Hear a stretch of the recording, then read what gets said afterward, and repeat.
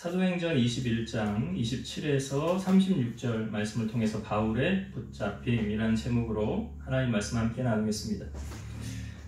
바울이 이제 1차, 2차, 3차 전도여행까지 마치고 예루살렘으로 돌아오게 됩니다. 그리고 예루살렘에 돌아와서 그 교회 지도자들을 만나서 그동안 하나님께서 하셨던 역사, 사도 바울을 통하여 나타났던 하나님의 이적과 표적 이런 나누면서 하나님 앞에 영광을 돌리게 됩니다. 그리고 사도 바울이 돌아왔을 때 예루살렘 교회가 유대인들이 바울로 말미암아 폭동이 일어날 것을 이제 미연에 방지하고자 서원한 네 사람들을 데리고 결례를 행하여서 그들로 하여금 바울이 아무런 문제가 없이 율법을 잘 지켰다, 그렇게 하려고 일을 덮으려고 그랬죠. 그래서 오늘 본문에 보면 그 일회가 거의 참에 서원한 기간에 7일 동안에 마치는 시점에 이 일이 일어나게 됩니다. 어떤 일이 일어났냐면 아시아에서 온 유대인들이 바울을 딱 보고 알아보고 바울로 말미암아 모든 무리를 충동했더라라고 말하고 있어요. 여기서 말하는 이 유대인들은 어떤 사람이냐면 오순절을 지키기 위해 흩어졌던 유대인들, 그러니까 디아스포라 유대인들이죠. 특별히 바울이 에베소에서 3년 동안 복음을 전할 때 그 에베소에서 마치 바울에게 반감을 가지고 있었던 그 유대인들이 예루살렘에 오순절을 지키기 위해 왔는데 거기 딱 보니까 바울이 있고 오늘 그 에베소 사람 드로비모라는 사람이 거기 있는 것을 보게 되었다는 거죠. 그래서 이 유대인들이 사도 바울을 어떻게 합니까? 무리를 충동해서 그를 붙들고 그를 잡아서 죽이려는 계략을 합니다. 이 바울이 왜 이 사람들에게 지금 고난을 당하고 어려움을 당하느냐? 오늘 본문에 한번 말씀을 볼게요. 28절, 29절 제가 다시 한번 볼게요. 28, 29절. 외치되 이스라엘 사람들아 도우라. 이 사람은 바울이죠. 각처에서 우리 백성과 율법과 이곳을 비방하여 모든 사람을 가르치는 그자인데 또 헬라인을 데리고 성전에 들어가서 이 거룩한 곳을 더럽혔다 하니 이는 그들이 전에 에베소 사람 드로비모가 바울과 함께 시내에 있음을 보고 바울이 그를 성전에 데리고 들어간 줄로 생각함이러라. 이 말씀을 좀 이해하기 위해서는 당시에 성전은 어떻게 되냐면 지성소가 있고요. 그 앞뜰에 제사의 뜰이 있습니다. 그리고 유대인의 뜰, 이걸 이스라엘의 뜰이라고 그래요. 그리고 부인의 뜰이 있고 그 밖에 한층 낮은 곳에 이방인의 뜰이 바깥에 있습니다. 그래서 이방인은 어디까지만 들어올 수 있냐면 이방인의 뜰까지만 들어올 수 있어요. 그리고 그 안에 있는 유대인의 뜰은 들어가지 못하게 되어 있는 거예요. 그러니까 유대인의 뜰과 이방인의 뜰은 높은 담으로 가로막혀 있고 거기에 글씨가 써 있는데 이런 글씨가 써 있어요. 이방인이 들어오면 사형에 해당한다 라고 헬라어와 라틴어로 쓴 표지판이 있다는 거예요. 그러니까 이방인은 당시 사람들로부터 이렇게 천대를 받았다는 것을 성전에 들어간 입구부터 차별이 있다는 걸 우리 보여주고 있지 않습니까? 그러니까 유대인이 들어가는 그 자리에는 이방인이 들어갈 수가 없었다는 거예요. 그런데 바울이 이 헬라인인 이 에베소 사람 드로비모를 데리고 성전에 들어가서 이 신성한 장소를 더럽혔다라고 유대인들이 지금 주장하고 있는 거예요. 이스라엘에 와서. 이스라엘 백성들은 선민의식이 있다고 그랬죠. 우리는 하나님께 선택받은 백성들이다. 이방인들하고는 다르다. 우리는 구별된 하나님의 자녀다 라는 선민의식과 이들에게는 또 뭐가 있냐면 모세가 하나님께로부터 직접 뭘 받았습니까? 시내산에서 계명을 받았잖아요. 율법을 받았잖아요. 우리는 하나님께로부터 직접적으로 계명을 받은 사람들이다. 십계명 돌판에 새겨진 이 계명을 받은 사람들이다. 그리고 성전에 대한 의식이 이 유대인들의 3대 자랑 요소였어요. 그러니까 선민의식이 있었고 이들은 하나님께로부터 율법을 받았고 하나님이 우리에게 성전을 주셨다. 성전을 주셨다. 이게 바울이 하나님의 선택권과 하나님의 계율과 성전을 함부로 회방했다고 지금 무리를 선동하고 있는 거예요.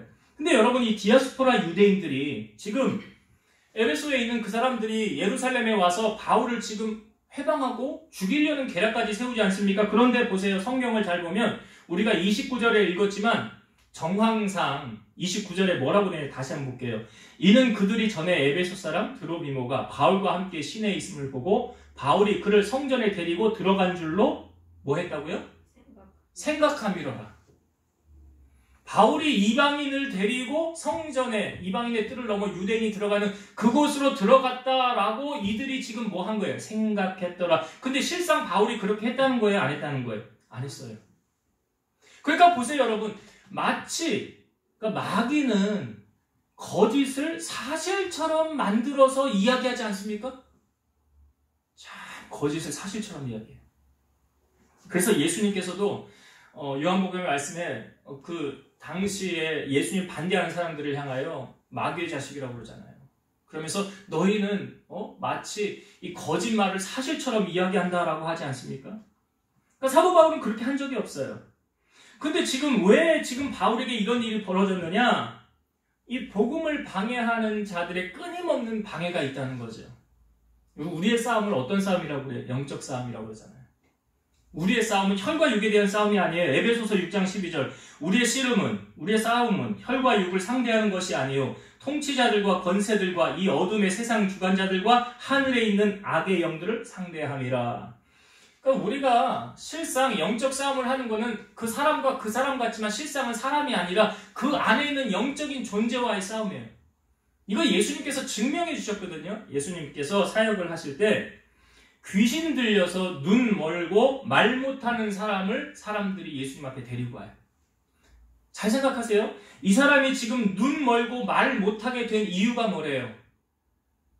왜요? 귀신 들려서. 귀신 들려서 앞을 못 보고 말도 못하게 되는 거예요. 그런데 예수님이 고쳐주었어요. 여러분, 귀신을 쫓아내줄 수 있는 능력은 예수님에게 있잖아요. 그래서 예수님이 요한에서 말씀해 보면 예수님이 온 것은 마귀의 일을 멸하려 하심이라 그러잖아요. 그러니까 예수님이 이 사람 고쳐줬어요. 근데 그 다음에 어떤 일이 벌어졌느냐? 마태복음 12장 43에서 45절. 더러운 귀신이 사람에게서 나갔을 때에 물 없는 곳으로 다니며 쉬기를 구하되 쉴 곳을 얻지 못하고 이에 이르되 내가 나온 내 집으로 돌아가리라 하고 와보니 그 집이 비고 청소되고 수리되었거늘 이에 가서 저보다 더 악한 귀신 7을 데리고 들어가서 거하니 그 사람의 나중 형편이 전보다 더욱 심하게 되느니라. 이 악한 세대가 또한 이렇게 되리라.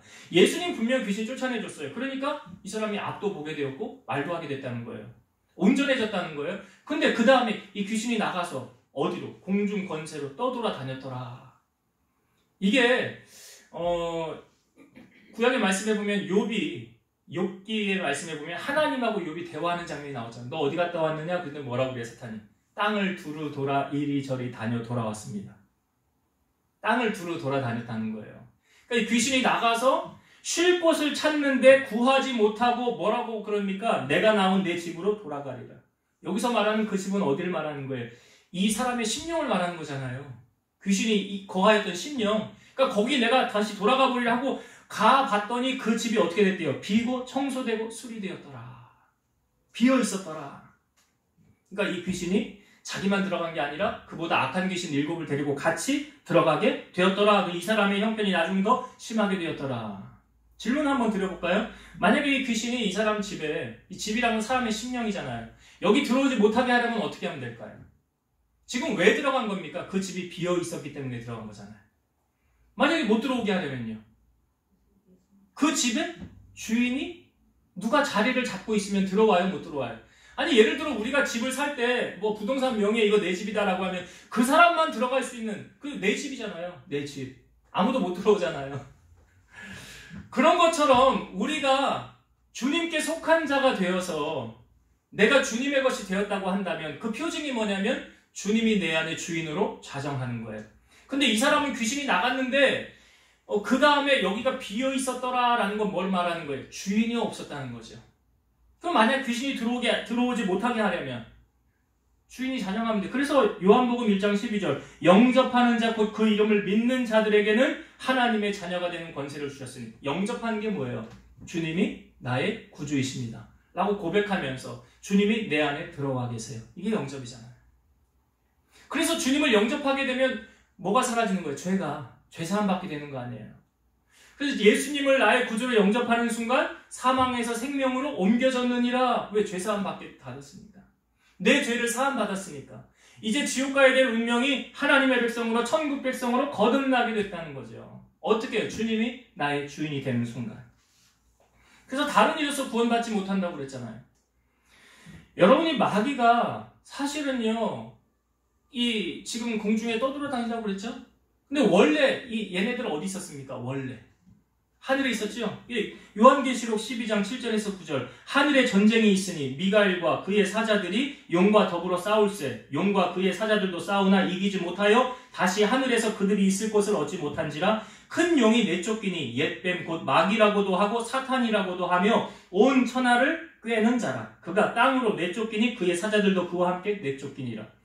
하늘에 있었어요. 타락한 천사가 루시퍼 여기 나오죠. 루시퍼가 이제 대항해서 미가엘과 싸우다가 하늘에 있을 곳을 얻지 못해서 어디로 내려온 거예요? 땅으로. 그래서 이 마귀의 결론은 자기들 알아요. 무저갱으로 가는 거. 우리의 결말은 끝은 지옥 가는 거 알아요. 근데 마귀가 억울하잖아. 나만 지옥 가는 거. 그러니까 믿지 않는 자는 건드리지도 않아요. 어차피 내버려 둬도 얘네들은 지옥 가니다. 그러니까 누구를 공격으로 대상을 삼아요? 믿는 자를 넘어뜨리려고 할 거 아닙니까?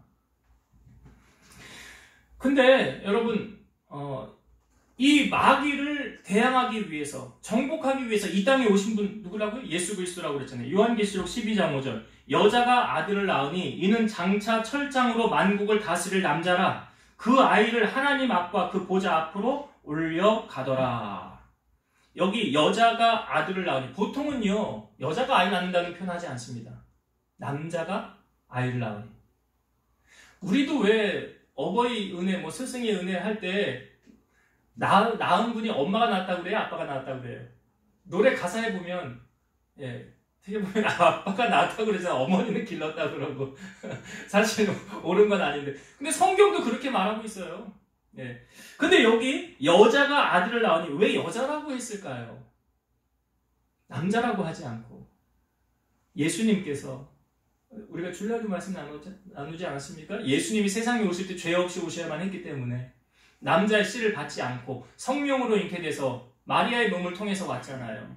그걸 비유적으로 표현한 거 아닙니까? 그러니까 남자에서 나온 것이 아니라 여자. 그러니까 창세기 3장 15절도 여자의 후손 이렇게 표현하잖아요. 예수님을. 그래서 여자가 아들을 낳으니 그 예수 그리스도잖아요. 장차 철장으로 만국을 다스릴 남자라. 이 남자가 누구예요? 예수 그리스도잖아요. 그 아이를 예수 그리스도가 하나님과 그 보좌 앞으로 올려가더라. 결국 예수 그리스도로 말미암아 나중에 모든 것이 다 교통정리가 돼요. 언제예요? 주님이 다시 구름 타고 재림하시면 천사들 이끌고 구름 타고 오면서 나팔 불 때 주님 그때 오신다고 그랬잖아요. 분명히 너희가 본 그대로 내가 올 것이니라. 그래서 슬기로운 다섯처녀 기름등불 준비함 같이 너희들 준비하고 있어라. 근데 오늘날의 시대가 노아의 시대와 똑같다고 그랬죠. 잊혀진다는 거예요. 그러니까 바울이 지금 고난을 당하는 것도 왜 그렇습니까, 여러분? 예수 그리스도를 증거했기 때문에 지금 핍박과 고난을 당하는 거예요. 그래서 예수님께서 우리 믿는 자들로 하여금 위로의 말씀을 주님이 이렇게 하셨죠. 나로 말미암아 너희를 욕하고 박해하고 거짓으로 너희를 거슬려 모든 악한 말을 할 때에는 너희에게 복이 있나니 기뻐하고 즐거워하라. 하늘에서 너희의 상이 큼이라. 너희 전에 있던 선지자들도 이같이 박해하였느니라. 믿음의 사람들은 다 이런 고난과 시련이 있었어요. 어려움이 있었어요. 그러나 주님이 아셨고요. 그럴 때 너희에게 복이 있다. 왜 그럴까요? 천국의 상급이 쌓아지니까 그런 거 아니겠습니까? 기뻐하고 즐거워라. 하늘에서 너희의 상이 크니라. 그러잖아요. 그래서 이 바울이 이들에게 붙잡혀서 성전 밖으로 나오는데 사도 바울을 때리는데 어느 정도로 때렸냐면 이 바울을요. 그들이 바울을 어떻게 하고자 했습니까? 31절을 한번 보겠습니다. 31절. 그들이 바울을 죽이려 할 때에 온 예루살렘이 요란하다는 소문이 군대 천부장에게 들리매. 그들 디아스포라 유대인들이 와서 바울을 어떻게 하려고 그랬대요? 죽이려고 했더라. 그러니까 여러분 바울을 때리는데 어느 정도로 때렸다고 상상이 가십니까? 죽이려고 때리는 거예요. 이거는 사랑의 매가 아니에요. 차원이 다른 거예요. 그죠? 부모가 자녀를 양육할 때 잘못하면 사랑의 매를 들고 이렇게 회초리를 들고 하잖아요. 바른 길 가도록. 그 차원이 다른 거예요. 스데반에게 이제 돌을 던질 때 증인 섰던 사람이 바울이긴 했지만 그때는 회심하기 전이었고, 지금은 바울이 회심해서 복음을 전하다가 핍박을 당하는 거예요. 왜 사도 바울은 이런 고난이 그에게 닥쳐왔을까요? 우리가 앞부분에 보았지만 사도 바울이 사람들이 예루살렘에 가지 말라라고 권면했었죠. 가지 말라.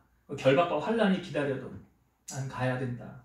우리가 이 앞부분에 보았습니다. 21장 13절에 보면 바울이 대답하되 여러분이 어찌하여 울어 내 마음을 상하게 하느냐? 나는 주 예수의 이름을 위하여 결박당할 뿐 아니라 예루살렘에서 죽을 것도 각오하였노라. 결박당할 것뿐만이 아니라 죽을 것까지도 각오했더라. 그러니까 사도 바울은 예루살렘에 가는 목적이 무엇이었습니까? 사명 완수예요. 내게 주신 사명 이루기 위해서 지금 예루살렘에 가는 거예요. 근데 사도 바울은 예루살렘에서 내가 죽지 않을 거 알아요. 왜 그렇습니까? 전에 우리가 앞부분에 보았지만 내가 로마도 보아야 하리라 그랬죠. 사도 바울이 로마도 보아야 해요. 이제 나중에 뒷부분에 보면 가다가 풍랑을 만납니다. 배가 유라굴로라는 광풍을 만나게 돼요. 근데 그 풍랑을 만나는 그 중에서도 주님이 바울에게 나타나셔서 내가 너를 가이사 앞으로 인도할 것이고 너를 통한 내 뜻을 다 이루게 하리라. 캄캄한 아무것도 보이지 않는 풍랑 속에서 하나님이 바울에게 말씀하셔서 너희 사명을 내가 주었으니 이걸 이루리라 그러잖아요. 그러니까 주님께서 주신 이 사명, 로마까지 복음을 전하고, 나중에 로마서에서 우리가 보았지만 로마에 가는 이유는 또 무엇입니까? 서바나로 가서 복음을 전하기 위해. 서바나 어디라고요? 스페인. 그러니까 땅끝까지 증인되기 위해서 사도 바울이 그렇게 그 사명을 이루기 위해서 이 험난한 이 여정의 과정을 지금 계속 걸어가고 있는 거예요. 그런데 오늘 말씀해 보면 사도 바울이 이렇게 그들이 막 죽이려고 하였지만 죽일 수 있습니까? 없습니까? 못 죽여요. 왜요? 우리는 성경에 보면 참새 한 마리도 하나님의 허락 없이는 떨어지지 않더라. 참새 한 마리도 하물며 하나님의 자녀인데요. 그러니까 그때 이제 천부장이 무슨 일이 있는가 하고 군인들을 보내죠. 당시 유대는 로마의 종속하에 있었기 때문에 이 로마 군인들이 딱 가니까 천부장이 이 소식을 듣고 백부장들을 보내고 군인들을 보냈죠. 그러니까 이들이 때리질 못하는 거예요. 이제 바울을 치기를 여기 그쳤더라. 치기를 그쳤더라. 그러니까 하나님께서 이들을 통해서 지금 바울을 건져주시는 거예요. 그리고 이 천부장이 이게 어떤 일인가 물어봤더니 사람들이 뭐 이런 말도 하고 저런 말도 하고 잘 진상을 알 수 없으니까 이제 영내로 들여라. 군대의 주둔지인 안토니아 영내로 이제 사도 바울을 데리고 들어가려고 그러는 거예요. 그러니까 예루살렘 성전 바깥들에서 안토니오 영내로 올라가는 이제 돌계단이 있는데요. 이 백성들의 폭행을 막기 위해서 바울이 로마의 군인들에 의해 손으로 받들려서 이렇게 올라가는 거예요. 위로. 여러분, 바울이 가고 있는 지금 이 길 있지요.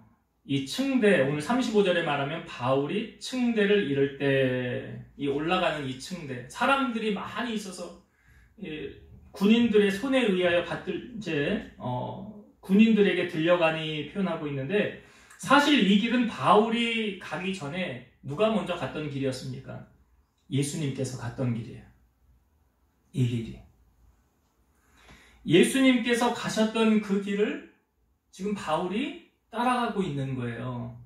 예수님께서 빌라도에게 심판받으셨을 때에 오르신 층계가 바로 여기라는 거예요. 그때 예수님 오르실 때 사람들이 주변에서 뭐라고 그러냐면 예수를 죽여라, 예수를 죽여라 라고 외쳤었어요. 그런데 지금 여기 바울 옆에 있는 이 유대인들이 이번에는 이 사도 바울을 없애라 라고 소리치고 있는 거예요. 예수님이 당하는 이것을 바울이 지금 똑같이 당하고 있다는 거예요. 여러분, 바울이 예수님의 길을 따랐던 것처럼 우리도 주님의 길을 따라가야 되지 않을까요? 우리가 예배 전에 찬양했습니다. 나는 가리라, 그죠? 비바람이 앞길을 막아도 나는 가리라, 주의 길을 가리라. 이 길은 고난의 길, 이 길은 생명의 길, 나를 구원하신 주님이 십자가 지고 가신 길. 찬양으로 고백했어요. 근데 이런 찬양도 있습니다. 주님 가신 길이라는 찬양인데요. 주님 가신 길, 십자가의 길, 외롭고 무거웠던 길, 골고다의 거친 언덕길 지치신 주님의 음성 오 나의 주님 용서하소서 죄인 위해 고난 받으셨네 이 세상에 생명 주시길 그렇게도 원하셨던 길 그러니까 죄 없으신 주님께서 우리 죄 때문에 그 길을 걸어가신 거 아닙니까? 누가복음 18장 32, 33절 인자가 이방인들에게 넘겨서 희롱을 당하고 능욕을 당하고 침뱉음을 당하겠으며 그들은 채찍질하고 그를 죽일 것이나 그는 3일 만에 살아나리라 하시되 그러니까 주님께서 이렇게 고난당하실 것을 미리 다 아셨다는 거죠. 세베대의 어머니가 예수님 옆에 와서 예수님에게 이런 제안을 하죠. 주님 옆에 좌우에 우리 두 아들 앉혀주세요. 누굽니까? 세베대의 두 아들인 야고보와 요한이죠. 두 아들 앉혀주세요. 예수님 이렇게 말씀하셔요. 너희가 구하는 것을 알지 못하는도다. 내가 마시려는 잔을 너희가 마실 수 있겠느냐. 이 의미도 모르고 이 사람들이 할 수 있다는 거예요. 우리 마실 수 있습니다. 예수님 이렇게 말씀하세요. 너희가 과연 내 잔을 마시려니와 내 좌우편에 앉는 것은 내가 주는 것이 아니라 내 아버지께서 누구를 위하여 예비하셨든지 그들이 얻을 것이니라. 예수님이 마시려는 잔이 무엇입니까? 이 기도할 때 나오죠. 겟세마네 동산에서 주님이 기도하실 때 주여 아버지여 이 잔을 내게서 거두시옵소서 나오잖아요. 이 잔을 내게서 거두시옵소서. 그러나 나의 원대로 마시고 아버지 뜻대로 되기를 원합니다. 이 잔이 뭐예요? 십자가. 인류의 모든 죄를 짊어지고 우리 죄를 사해주기 위해서 오르신 그 십자가 말하는 거예요. 사실 예수님의 제자들이 그때는 이해하지 못하였지만 나중 예수님의 제자들의 삶을 보면 이들이 다 주님을 위해서 복음을 전하다가 순교를 당하고 고난 가운데서 십자가의 길을 걸어가다가 그들의 생애를 마치는 것을 보게 됩니다. 여러분 우리는 어떻습니까? 우리는 예수님 옆에 방관자가 아닌 오늘 말씀 속에서 바울이 주님이 가셨던 그 길을 그대로 걸어갔던 것처럼 우리들 또한 주님 옆에 방관자가 아니라 이제 제자로서 주님이 가신 그 길을 뒤따르는 우리가 되었으면 합니다. 자, 이제 말씀을 정리하고 마치도록 하겠습니다.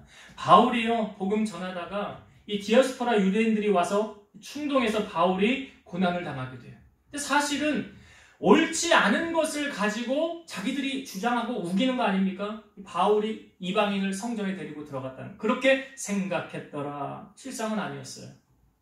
실상은 바울이 그러지 않았어요.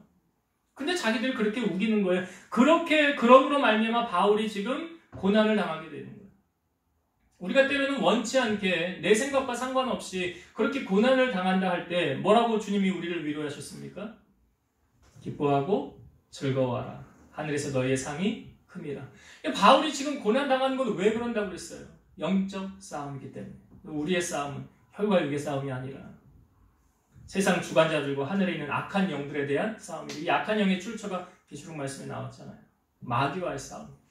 그래서 우리가 영적으로 깨어있지 않는다면 우리는 마귀의 밥이 될 수밖에 없고 성령의 검, 하나님의 말씀으로 무장하지 않는다면 승리할 수 없다. 그래서 우리가 늘 하나님의 말씀으로 무장하고 깨어있어야 된다. 자, 그렇게 바울이 이제 어려움을 당할 때 천부장을 통하여 바울이 거기서 건짐을 받게 되지 않습니까? 그러니까 당시 이 로마의 이 권력이죠. 그것을 통해서 바울을 거기서 또 건지시는 거예요, 하나님이. 그러니까 이 말씀 통해서 야 바울의 사명. 그러니까 우리 간혹 이런 거 여러분 궁금하지 않아요? 우리가 언제 하나님의 나라 갈까? 주님이 언제 나를 부르실까? 제가 답을 알려드렸죠. 언제 부르신다고 그랬어요? 그래요, 예. 다시. 내게 주신 하나님의 사명, 그거 다 이루면. 그러니까 우리 바울의 인생을 보면 로마에까지 가서 복음 전하고 나중에 풀려나서 서바나로 가서 복음을 전하고 다시 로마로 돌아와요. 그리고 거기서 이제 모든 사역을 디모데 후서 말씀을 거기서 마지막에 기록하고 바울이 참수형을 당하는데 그의 얼굴이 천사 얼굴 같았더라. 죽으러 가는 사람이 천사 얼굴처럼 환하게 죽으러 갈 수 있습니까? 근데 바울이 그랬더라. 왜요? 나의 뜻 다 이루었으니까. 이제 주님이 나를 부르시는구나. 그러니까 우리의 사명 다 하기까지 주님이 우리를 떠나지 않고 함께 하신다는 것. 그리고 마지막으로 바울이 지금 이 층대 여기 계단을 올라가는데 이 길은 먼저 누가 가셨던 길이라고요? 주님이 가셨던 길. 그러니까 우리의 롤모델 누구예요? 예수님이에요. 예수님. 우리 롤모델은 사람이 될 수 없어요.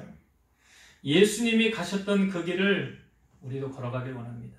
주님이 가셨던 그 길, 고난의 길이다 할지라도 그 고난 뒤에 영광이 있고요. 우리로 하여금 찬란한 하나님의 은혜를 맛보는 그 십자가의 길 마지막까지 걸어가셔서 승리하는 우리 성도님들 다 되시기를 주의 이름으로 축원합니다. 기도하겠습니다. 살아계셔서 역사하시는 하나님 감사합니다. 이 땅을 살아가는 우리가 원치 않게 고난과 어려움을 당하는 것은 우리가 영적 싸움을 하기 때문에 그렇습니다. 마귀는 끊임없이 우리를 넘어뜨리려고 할 때에 우리가 성령의 검으로 무장하여서 말씀으로 무장하여서 악한 마귀 권세 싸워 승리하는 우리 성도들이 되게 하여 주옵소서. 하나님께서 우리에게 주신 귀한 사명 감당하기 위해서 바울도 그 길을 걸어갔던 것처럼 우리도 주님이 가셨던 그 길, 우리에게 맡기신 귀한 사명 잘 감당하여서 주님의 제자로서 본을 보이고 그리스도의 향기를 바라는 우리 성도들이 되어 최후 승리할 수 있도록 주님 은혜 베풀어 주시고 축복하여 주옵소서. 예수님 이름으로 감사하며 기도드리옵나이다. 아멘.